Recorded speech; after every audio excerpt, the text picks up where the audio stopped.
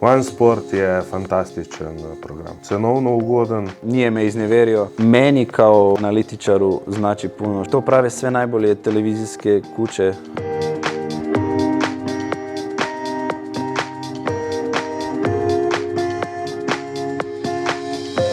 TV Arena Sport Slovenija je ena izmed športnih televizij v Sloveniji. Smo največji, imamo tudi najboljših pravic za lige v Sloveniji, od Premier lige, NBA, španske La Lige, serija. Smo iskali rešitve, ker je bila tudi uredniška želja, da bi izvajali športne analize v sklopu studijev. Nekako se mi poklopilo da se kraj moje karijere bio isto sa nekim početkom Arena Sport u Sloveniji.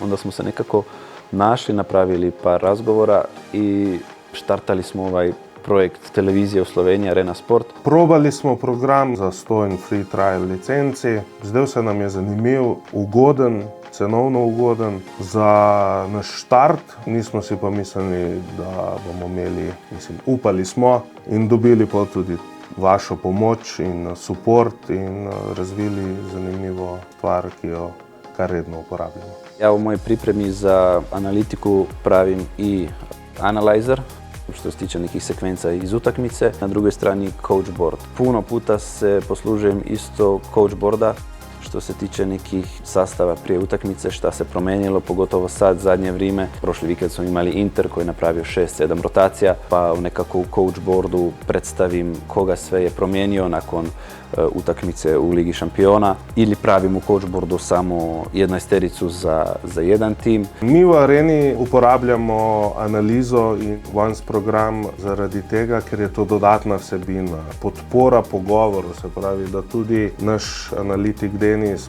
pokaže gledalcem, kako on vidi te taktične zamisli, postave, z sliko, z grafikami, oziroma našem programu to pokaže in dodatno podpre debato.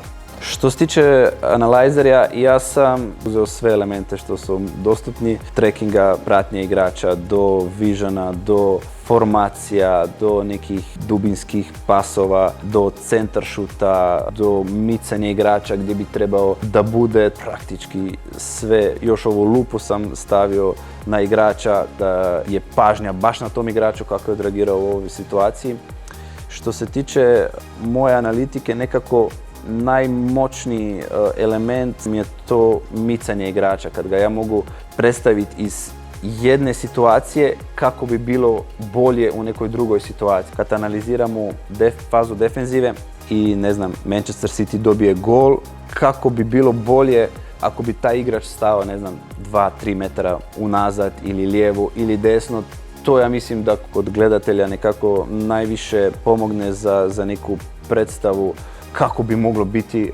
Ja mislim da je ovaj neki element meni kao analitičaru znači puno što se tiče predstave o mojim gledateljima. Pogotovo sad ovi update što su se napravili na coach boardu jako mi pomognu kod pripreme ovih sastava. Nama kao televiziji puno znači da je to televizično, da je travnjak lijepe zelene boje, da mogu lepo micati igrače. To je nekako šta televizija traži. Utakmica Liverpool, Manchester United, faza obrane Trenta Alexandra-Arnolda. Znači kad mi gledamo utakmicu ne vidimo kako je on u ovoj situaciji loše odreagirao i onda kad ja stavim live track na Trenta Alexandra-Arnolda, onda se baš dobro vidi kako je on odreagirao u ovoj fazi obrane. To prave sve najbolje televizijske kuće dan danas, od CBS-a do Sky-a. Što se tiče analyzerja, imamo dva svjetova. Jedan svijet je španjolska i talijanska liga i drugi svijet je Premier liga, engleska. Napravim neku scenu koja ima smisao. Ako krenem sa obranom, da su dvije situacije sa obranom, pa onda idem na napadački dio i onda stavim u ONES program i tamo dodam još samo analitičke detajle.